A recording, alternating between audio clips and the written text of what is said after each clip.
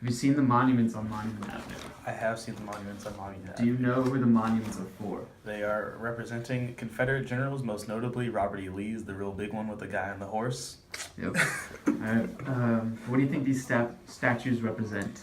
I think these statues were initially intended to represent sort of pride in the new Confederacy when it was originally formed in the late 1860s. But nowadays I think it sort of represents a sort of divide and unwillingness to sort of address a lot of past cultural problems and sort of bury them under the seal of history and Southern pride, whatever the fuck that means. Keep going. Alright. How do you think this makes the city of Richmond look, both like aesthetically or metaphorically? I mean, aesthetically, a nice historical statue is it's a very nice thing. It's sort of like it's a historical city where a lot of things happen, and it was the capital of the South. Therefore, it was a very historical place and very big place in Southern history. However, I also think like I said, I think it reflects a mentality in America where it's like,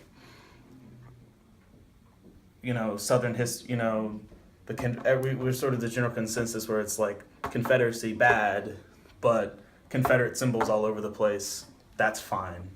And I'm not saying, it's not like people are like, bring back the Confederacy or anything like that with having the statues up or anything like that. But I mean, in stark contrast, Germany doesn't have statues of Hitler anymore.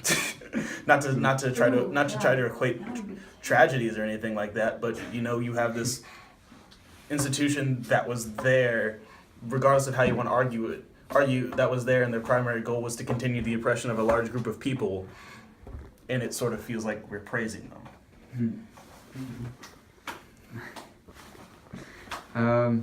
Is it okay for the city to have these statues dedicated to these people? I don't think it's okay. Mm-hmm. I think it's okay for statues in history to be appreciated and to be understood.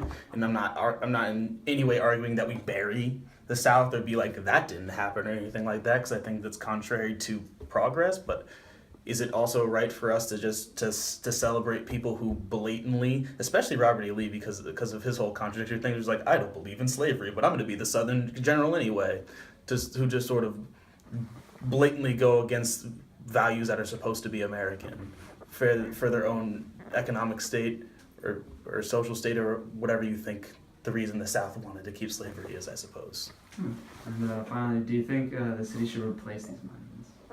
Probably.